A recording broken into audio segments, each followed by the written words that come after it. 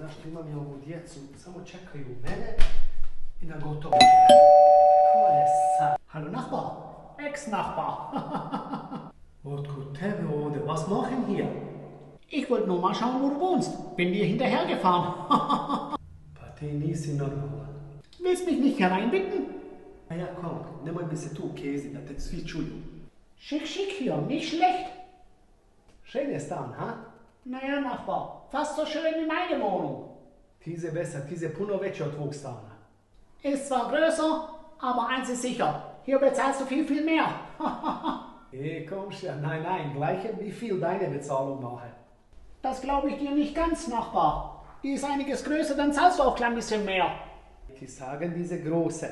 Die Wohnung ist zwar recht und schön, aber eins ist sicher. Eins fehlt hier. Was, ich hab's nix hier. So einen Nachbar wie mich wirst du hier nie wieder finden. Oh, hvala Bogu da sam se riješio tebe. Was hast du gesagt? Ich sage, schade, du nix meine Komšija više. Also Nachbar, ich gehe dann mal wieder. Du kommst mir Helfung machen. Also nee, Nachbar, deswegen bin ich nicht hier. Ich wollte nur schauen, wo du wohnst. Und jetzt du wieder gehen.